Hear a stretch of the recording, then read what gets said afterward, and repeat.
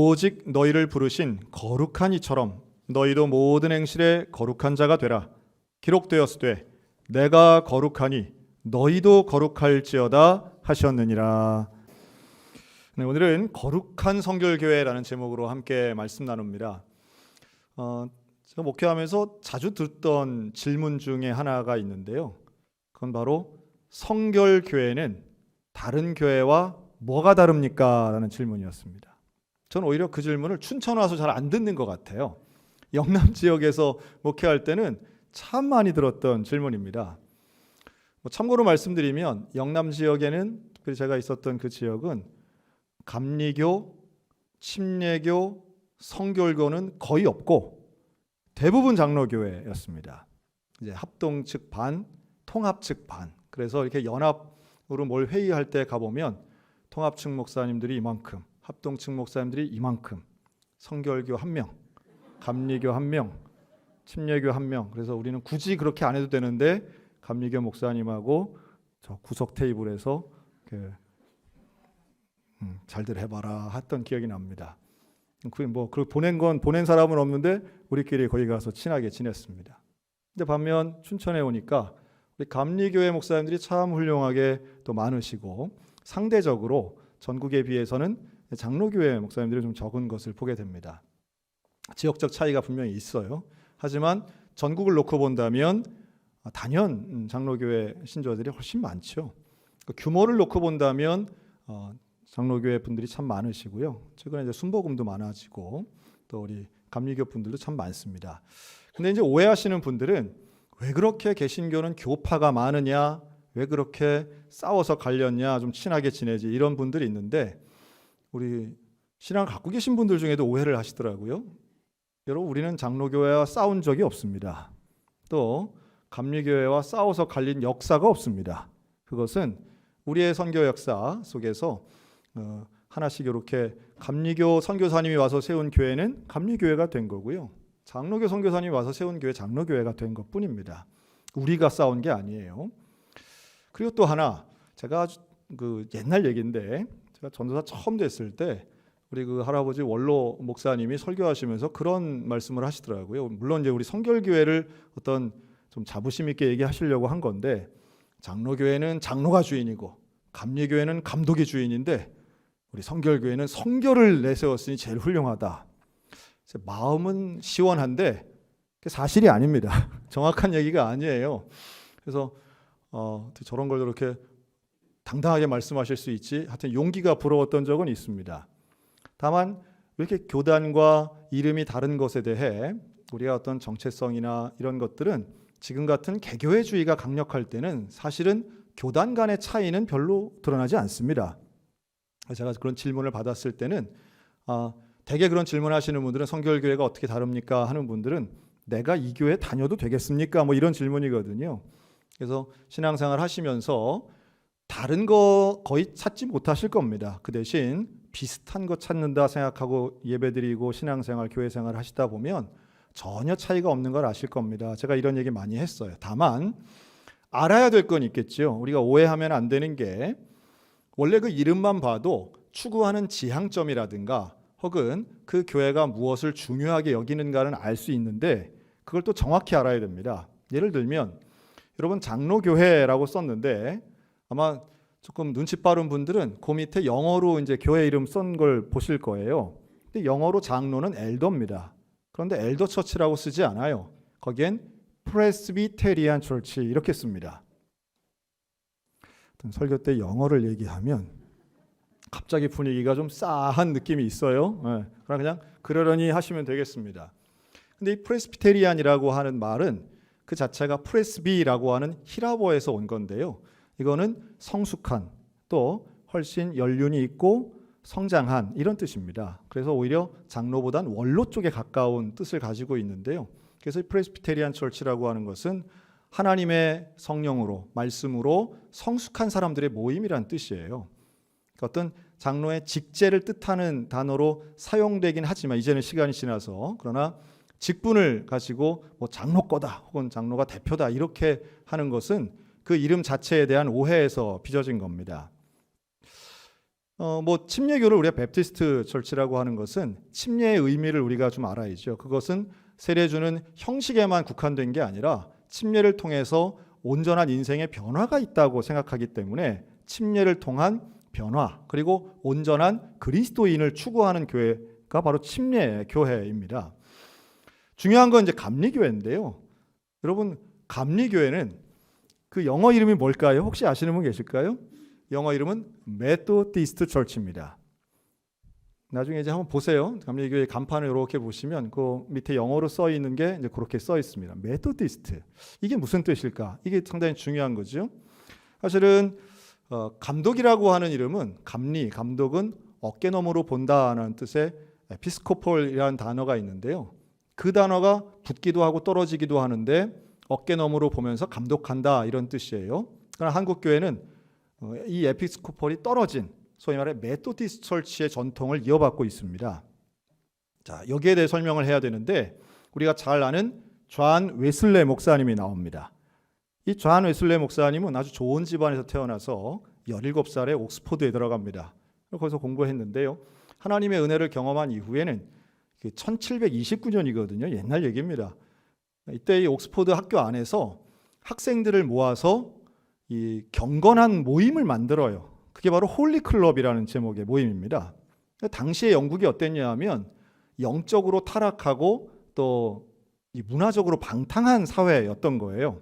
그리고 옥스퍼드 학교 자체도 물론 유명한 명문 대학이긴 하지만 당시에 이 1700년대에 옥스퍼드에 들어온 사람들은 다 똑똑하고 돈 많은 좋은 집안 자녀들이었던 겁니다. 그러니 이 친구들이 들어와서 사실은 좋은 교육도 받지만 삶의 태도가 상당히 건방지고 문란한 생활들을 많이 했다고 그래요. 여기에 대해 존 웨슬리가 우리 그러면 안 된다. 자기 동생인 찰스 웨슬리와 함께 친구들과 함께 작은 모임을 만들었는데 우리는 하나님의 말씀의 원리대로 살자. 그래서 오늘날로 치면은 무슨 큐티 같이 매일 모여서 성경 공부하고 또 금식 기도도 하고 하나님 앞에 거룩하게 살기 위해서 잘못된 습관 이런 걸 다 끊어버리는 거예요. 그랬더니 동료인 옥스퍼드 친구들이 이 존 웨슬리와 함께하는 홀리클럽 멤버들을 뭐라고 놀렸느냐 하면 야, 저렇게 원칙만 지키는 규칙주의자들, 오늘날로 우리로 치면은 저런 앞뒤 꽉 막힌 범생이들 이렇게 놀린 거예요. 그 놀릴 때 썼던 말이 바로 메소디스트라고 하는 말이에요. 그래서 우리 메소드라고 할 때 여러 가지 단어의 의미를 쓰지만 이 존 웨슬리를 포함한 이 홀리클럽은 도대체가 이 시대의 흐름을 모르고 원리 원칙만 지키는 이 답답한 사람들, 이렇게 조롱하는 의미로 쓰였던 단어거든요. 그런데 그 단어를 가지고 메소디스트 철치를 만든 겁니다. 자, 이것은 하나님의 말씀대로 살려고 하는 영적인 사람들의 모임이었던 거예요. 그 이후에 이제 모라비안 교도를 만나서 웨슬레 목사님이 감동도 받고요. 또 올더스게이트라고 하는 지역 그 동네에서 정말 하나님의 경험하는 회심도 경험하게 됩니다. 이런 영적인 체험들을 통해서 이 감리교회의 모토가 되고 이게 미국으로 건너가서는 아주 큰 교단이 됩니다. 그래서 이러한 감리교회는 미국에도 또 영국에도 한국에도 이제 큰 교단을 이루는데요. 우리가 이제 그 전통을 또 어떻게 성결교회와 연결되었는가라고 하면 이것이 1차, 2차, 3차 대각성 운동을 통해서 미국에서 물론 이제 남과 북으로 감리교회가 갈라지기도 하는데 여기서 세워졌던 교회, 무디 성경학원이라는 학교가 있는데요. 여기에 다니던 감리교인 2명이 있었습니다. 카우만과 길보른이라는 2명의 신학생이 이 학교를 졸업하고 이들이 우리는 동양 선교를 해야 돼. 그러고선 동양 선교회를 만들어요. 이게 이제 OMS라고 하는 건데요. 여기까지 오니까 좀 복잡하죠.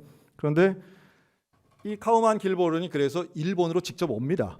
와서는 낙가다 주지라고 하는 일본인 목사님과 함께 셋이서 학교를 만드는데요. 동양 성서학원이라는 학교를 만듭니다. 이게 재작년에 우리 일본 단기 선교팀이 가서 방문했던 학교이기도 합니다. 그래서 이 학교를 언제 만드냐 하면 1902년에 만듭니다. 학교를 세워요. 이게 상당히 아주 신속하게 이루어진 일들입니다. 30대 초반의 젊은이 둘이 미국에서 공부하자마자 오게 되는데 원래 직장 생활 하던 사람들이에요. 카우만과 길볼은. 구령의 열정 하나로 일본까지 와서 신학교를 만드는데 그 신학교 만든 지 1년 만에 신입생으로 누가 들어오느냐 하면 조선에서 유학 온 김상준, 정빈이란 청년이 이 학교에 신입생으로 들어온 거예요. 1903년입니다. 학교를 만든 지 1년 만에 들어온 조선인 청년 2명. 이 둘이 바로 우리 성결교회를 시작한 인물들입니다. 자, 학교를 4년 만에 마치고 다시 조선 땅 고향으로 돌아옵니다. 그리고 이들은 돌아오자마자 김상준, 정빈 두 청년은 서울시 무교동에다가 작은 집에 복음 전도관이란 간판을 달고 복음을 전파합니다. 그것이 우리 성결교회의 처음 시작이었어요. 이게 다른 교파와 뭐가 다르냐? 시간은 좀 늦어졌지만 1800년대 후반에 들어왔던 장로교나 감리교와는 달리 우리 성결교회는 1900년대 초반에 시작했지만 외국인 선교사가 들어와 시작한 것이 아니라 신학을 전공한 조선인에 의해서 시작했다는 것이 첫 시작이 좀 다릅니다. 그러나 감리교를 기반으로 했던 카우만 길보른 선교사님이 나중 10년 후에 다시 합류하게 되고 한국에 와서요. 조선에 와서 합류하게 되고 이 김상준, 정빈과 함께 이제는 동양 선교교회를 만들게 됩니다. 이게 이름이 바뀌어서 기독교 대한 성결교회가 됩니다. 그래서 올해로 이제 115년째 되는 역사를 가지고 있고요. 그리고 그러한 복음 전파의 사명을 이룬 덕분에 지금 현재는 우리 성결교회는 전국의 3,000개 교회 약 50만 명의 성결교인이 있습니다. 물론 교세만 놓고 본다면 다른 교단에 비해서 아주 큰 교단이라고 볼 수는 없지만 그러나 한 10여 년 전에 국민일보가 선정한 가장 건강한 교단 그리고 교회가 또 신학교가 목회자가 자부심을 가지고 있는 교단 1위에 선정된 적도 있습니다. 처음부터 즉 1907년부터 지금까지 우리 성결교회가 변함없이 주창해온 전도 표제가 있습니다. 4가지인데요. 한번 따라할까요? 중생, 성결, 신유, 재림. 사실 이것은 김상준 목사님이 만들어낸 건 아니고요. 만국 성결운동 또 당시의 감리회의 가르침과 신학적인 웨슬레 신학과 결합되어서 전도 표제로 쓰였던 것들입니다. 아주 기독교의 기본적 교리죠. 거듭남의 중생, 거룩함의 성결, 병 고침 받는 신유, 그리고 예수님 다시 오시는 재림의 이 신학은 전도 때마다 또 설교 때마다 전파되었습니다. 앞으로도 우리 성결교회는 이 사중복음을 끊임없이 전파할 것입니다. 참고로 사중이라고 할 때 그 중자는 중요하다라고 볼 수 있는 단어입니다. 그래서 이 사중복음을 전달하는데 그중에 오늘 우리 교회의 이름이면서 전도 표제인 성결을 조금 쉽게 이렇게 말씀드리고 싶어요. 바로 오늘 하나님 말씀하시죠. 내가 거룩하니 너희도 거룩하라. 성결의 은혜는 결국 거룩함을 이루는 은혜입니다. 이 거룩을 어떤 형식적으로만 봐서 옆에는 성경책 끼고 목소리 낮추고 그냥 강단 위에 있는 목사인 저처럼 이런 어떤 형식의 형태만 가지고 거룩이라고 생각하면 이건 좀 오해죠. 여러분, 거룩은 거룩하신 하나님의 마음을 그 하나님의 형상을 회복하는 일입니다. 그래서 이 거룩은 세상 속에 있지만 세상을 부정하거나 미워하는 게 아닙니다. 저와 여러분은 하나님의 마음을 가지고 이 세상을 사랑해야 될 줄로 믿습니다. 하나님이 세상을 이처럼 사랑하사 하나님은 세상을 포기하지도 하나님은 세상을 부정하지도 않으셨어요. 세상을 사랑하셨습니다.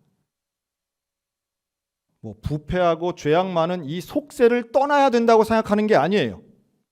우리는 이 세상을 사랑하고 이 세상에 살고 있는 모든 생명 있는 것들을 아끼고 사랑하며 품을 수 있고 특별히 영혼들을 하나님 앞으로 인도하여 구원받게 하는 것, 이것이 교회에 주신 사명이고 우리 성결인들에게 주신 거룩한 사명인 줄로 믿습니다. 그러니 하나님의 그 거룩하심은 세상과는 구별되지만 세상을 사랑하는 것이다, 이렇게 볼 수 있겠고요. 그 하나님 형상을 회복하는 것, 우리는 오늘 명령이죠. 너희도 거룩해라. 하나님이 거룩하시면 우리도 거룩해야 된다는 말씀이에요. 그리고 이 거룩엔 죄악이 없는 온전한 상태를 이야기합니다. 그러니까 세상과는 구별되는데 세상 속에 있어요. 세상 속에 있는데 죄악이 없어요. 야, 이게 가능할까요? 어떤 개념적으로는 가능할지 몰라도 진짜 그럴 수 있을까? 그런데 우리에게는 성결의 은혜가 있어요. 이 성결의 은혜는 내 속엔 너무도 많은 죄가 있죠. 그 죄를 하나하나 없애려면 거의 불가능해요. 그런데 죄에 집중하는 것이 아니라 하나님의 은혜에 집중하는 거예요. 그래서 하나님의 은혜로 나를 가득 채우면 어느덧 죄가 없는 상태가 된다라고 믿는 것. 이게 성결의 은혜입니다. 자, 내 안에 하나님으로 가득해서 죄악이 없다. 이것을 다른 말로 하면 4글자로 이렇게 말할 수 있습니다. 한번 따라할까요? 성령 충만. 여러분, 이게 성령 충만이에요. 교회에서 제일 많이 듣는 단어 중에 하나입니다. 성령 충만. 말은 쉬워요. 그런데 여러분, 성령 충만을 경험해 보셨습니까? 사랑하는 성도 여러분, 성령 충만을 사모하십니까? 사모하시기 바랍니다. 성령 충만을 경험하시기를 바랍니다. 성령 충만을 소원해야 됩니다. 성령 충만은 말 그대로 하나님의 영으로 내가 가득해지는 거예요. 내 속에 내 생각, 내 욕심이 아닌 하나님의 마음, 하나님의 생각으로 가득 채워지는 거예요. 이게 가능할까? 가능합니다. 왜요? 하나님 말씀하시고 약속하셨기 때문에. 너희는 성령을 받으라 말씀하셨는데 그 성령을 받는 것, 성령을 갈망하는 사람에게 기도를 통해 말씀을 통해 그 약속하신 성령이 오시면 우리가 받아들이면, 마음의 문을 열고 받아들이면 내 속에 성령 충만의 역사가 일어날 줄로 믿습니다. 그럼 이거 어떻게 알아요? 성령 충만한지? 성령 충만이 어떻게 이루어지는지 아는가? 성령 충만하면 성령의 열매를 맺게 됩니다. 나무는 열매를 통해 아는 거예요. 그러면 성령의 열매는 몇 가지래요? 9가지. 자, 시작. 사랑, 희락, 화평, 인내, 자비, 양선, 충성, 온유. 마스크를 하고 있으니까 그냥 다 하시는 것 같네요. 이거 우리 공부한 지가 벌써 2년 지났는데 여러분, 성령 충만하면 하나님의 마음으로 내가 채워지면 복권에 당첨되고 애가 공부 잘하고 병에 안 걸리는 것이 아니고 성령에 충만하면 사랑, 희락, 화평, 인내, 자비, 양선, 충성, 온유, 절제가 내 삶 가운데 이루어지게 될 줄로 믿습니다. 하나님의 마음으로 가득 차면 소위 말해 내 마음이 평안해요 라고 우리는 뭉뚱그려 말하지만 그 평안이 세상 것이 채워졌기 때문이 아닌 하나님의 영이 내 속에 있기 때문에 사랑도 희락도 화평도 경험하게 되는 거예요. 여러분, 그 성령의 열매들은 우리의 인격과 밀접한 연관이 있고, 그래서 예수 믿는 사람의 거룩은 세상 속에서 존경받을 만하고 세상 가운데 질서를 회방하거나 어지럽히는 것이 아닌 성령 충만한 사람들, 성결한 사람들, 거룩한 하나님의 백성들은 반드시 사회 속에서 빛과 소금 될 줄로 믿습니다. 이게 우리 교회에 주신 너무도 귀한 사명들이에요. 그런데 어느덧 교회가 교조화되고 정치화되고 조직화되고 율법화되면서 성령의 열매나 성령 충만의 사모함은 떨어지고 오히려 교조화된 교단과 교회의 정치적인 모습만 난무해서 사회로부터는 지탄받고 교회 안에는 성결한 사람 찾아보기가 어렵다는 자탄의 시대를 살고 있어 안타깝게 그지없는 거죠. 저부터도 마찬가지. 우리의 선배들은 학벌은 짧았을지언정 성령 충만을 위해 산꼭대기에 올라가고 성령 충만 달라고 금식을 하고 목사님, 장로님들이 목숨 걸고 기도했었는데 오늘날 우리 한국 개신교회가 처해 있는 위기의 현실은 결국 성결의 은혜에 대한 사모함보다는 나의 이득, 나의 입지, 이러한 것에 대한 파벌과 모임과 집단적 이기주의가 팽배해서 결국 우리 모두가 다 같이 타락하고 있는 것 같아 참 안타깝습니다. 그러나 분명한 건 오늘날에도 하나님 말씀은 여전히 유효하며 내가 거룩하니 너희도 거룩하라고 하신 말씀은 여전히 교회에 문제 있지만 여전히 교회는 거룩해질 수 있다고 확신합니다. 이 거룩의 차원이 2가지가 있다고 봅니다. 하나는 개인적인 차원이 있고요. 또 하나는 공적인 차원이 있습니다. 개인적 차원에서의 성결의 은혜는 이미 우리 초대교회를 통해서 또한 한국 개신교회를 통해서 이미 증명됐어요. 개인이 거룩하면 개인의 삶은 반드시 행복해집니다. 나쁜 습관, 나쁜 죄악을 끊어버리면 개인은 가장 큰 기쁨과 행복을 맛볼 수 있어요. 여러분, 거룩은 불편한 것이 아니라 거룩은 우리를 가장 자유롭게 만드는 것이고, 거룩은 죄악에 대해 무관심하게 만들어서 거룩한 삶을 사는 사람은 반드시 하나님 주시는 기쁨과 감사와 행복 넘치게 될 줄로 믿습니다. 죄악의 올무에서 벗어나는 거예요. 거룩한 삶은 그렇기 때문에 우리가 추구해야 될 삶이에요. 하나님의 마음을 가지고 나쁜 습관, 나쁜 죄악에 대해 적대하는 것, 무엇이 죄고 무엇이 하나님 원치 않는 일인가를 그것만 알아도 거룩의 시작이고, 하나님 말씀을 잘 봐서 존 웨슬레의 메토디스트나 또한 장로교의 프레스비테리안이나 침례를 받는 베프티스트들이나 모두가 원했던 것은 결국은 거룩한 하나님의 온전한 사람이 되는 것을 원했다는 거예요. 여러분, 초기 우리 한국교회가 개인의 삶을 바꿔놓은 참 중요한 일들이 있습니다. 그 전까지는 아무 생각 없이 즐기던 것들을, 또 행했던 것들을 이거 하면 안 됩니다 라고 해서 하나하나 끊어버린 것들이 있어요. 개인적 차원에서 한 3가지 꼽자면 술, 담배, 도박입니다. 집에서 다 술 담궈서 먹었어요. 그런데 교회만이 술 취하면 안 됩니다. 그거 방탕한 겁니다. 놀랍게도요, 우리 그런 해외여행 갔다 오신 분들 그런 얘기 하잖아요. 독일 교회는 맨날 맥주 마시던데 왜 한국 교회만 술 못 마셔요? 보니까 뭐 미국 교회는 맨날 와인 파티 하는데 왜 한국 교회만 술 못 마시게 합니까? 그러잖아요. 그런데 잘 생각해 보면 120년 전에 복음을 들고 이 땅에 오셨던 선교사님들은 지금 우리가 보는 일반적인 교단분들만 있었던 게 아니라 대부분이 아주 극단적인 원리주의자들이었어요. 정말 조롱당할 만한 메토디스트들이었다는 거예요. 세상적인 방법 타협하지 않는 거예요. 여러분, 1800년대에도요 미국 교회들은 이름 가지고 직제 가지고 서로 싸우고 갈립니다. 거기도 가면 북감리교회가 있고 남감리교회가 있는데요, 그렇게 갈렸던 뭐 여러 가지 이유가 있지만 그 중에 하나가 주교라고 하는 비숍이란 단어를 이 총회장처럼 막 쓰고 있는 것들이에요. 그런 거 쓰지 말자고 하는 사람들이 메토디스트가 된 거예요. 그런 분들이 와서 복음을 전하니까 한국에 있는 교인들에게 술 마시지 말라고 한 거예요. 담배 피지 말라고 한 거예요. 성경엔 안 나오지만 그러한 습관들을 버리는 것, 그리고 삶의 질서를 잡는 것, 그런 원리 원칙 아주 타협하지 않는 그런 보수적 성향의 생활 습관을 갖는 것이 거룩으로 나아가는 입구고 통로라고 믿었기 때문이에요. 오히려 시간이 지난 오늘날 예수 믿어도 뭐 술 한 잔은 괜찮아. 담배는 뭐 기호식품인데 뭐 그렇게 빡빡하게 할 거 있나?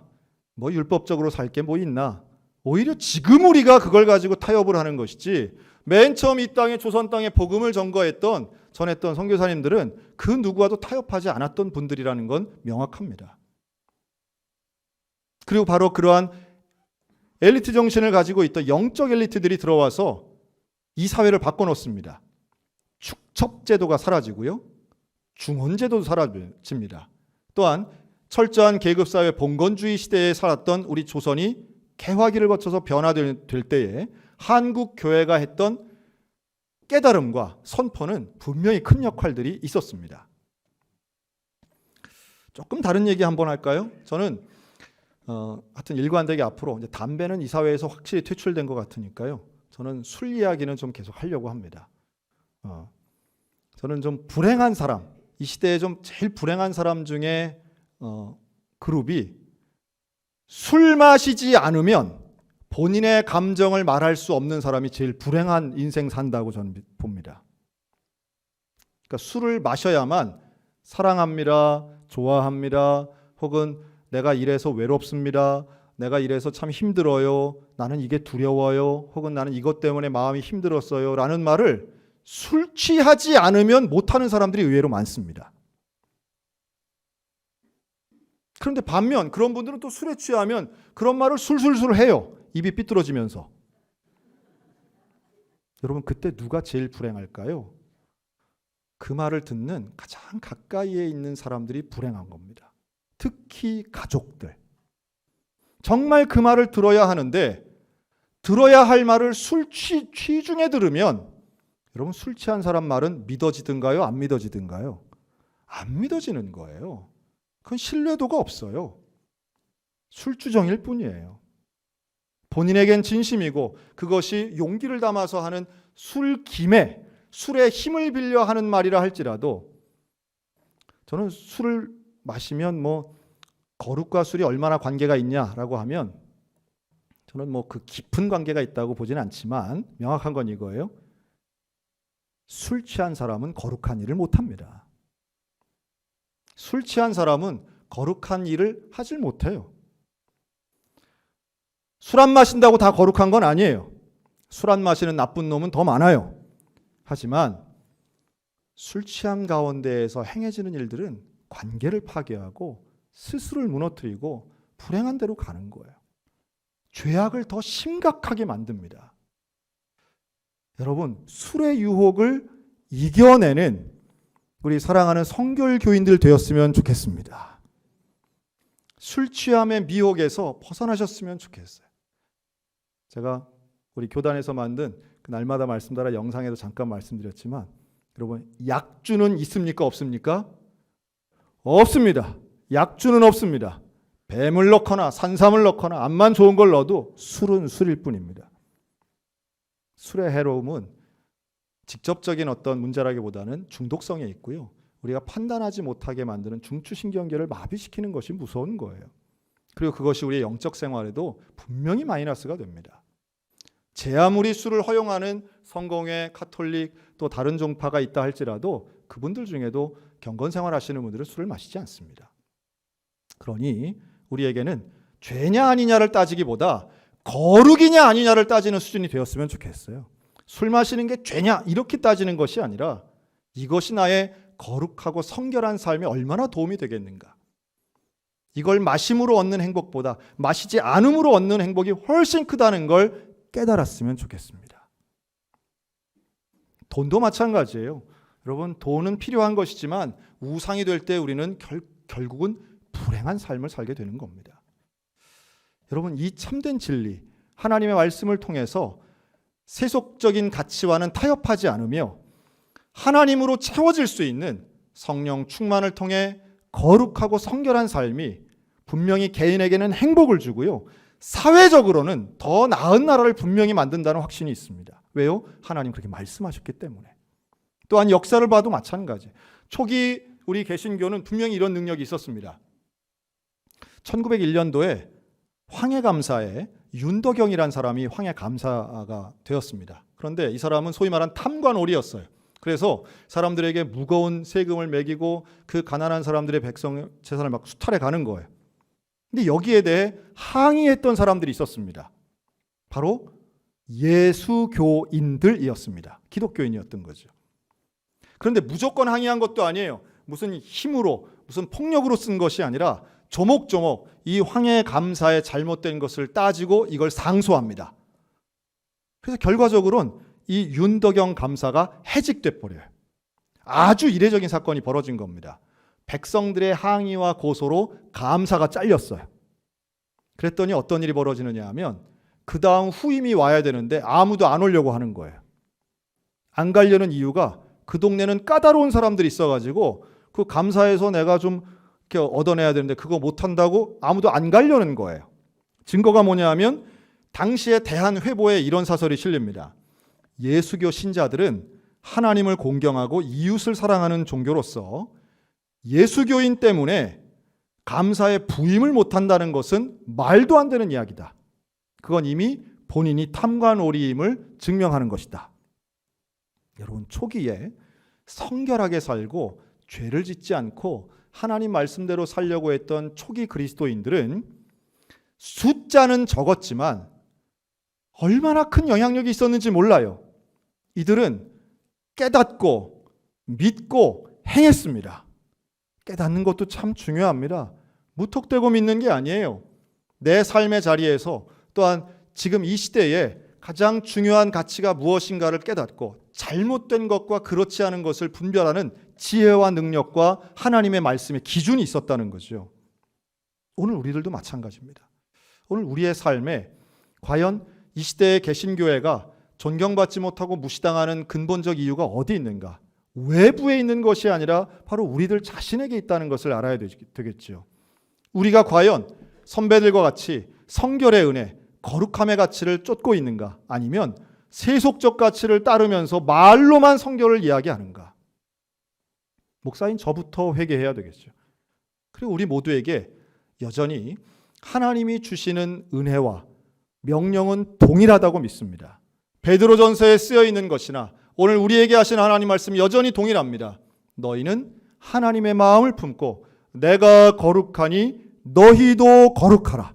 삶의 태도를 보는 개인적 거룩과 성결을 넘어서서 이제는 시대를 거룩하게 만드는 하나님 나라 만드는 우리 성결교회가 되었으면 좋겠습니다. 그리고 시대를 초월하신 하나님의 말씀은 진리이고 변함이 없는 그 진리의 말씀을 가지고 오늘도 거룩하고 정직하게 세상과는 구별되지만 세상을 품는 교회, 중생, 성결, 신유, 재림의 사중복음을 이 시대에 새롭게 적용하여 온전하고 건강한 교회, 100년 넘게 하나님이 인도하셨다면 앞으로도 함께 하실 것이니 그 주님 붙잡고 오늘도 거룩한 길, 성결한 길 걸어가는 우리 소양성결교회 되시기를 주님의 이름으로 축원합니다.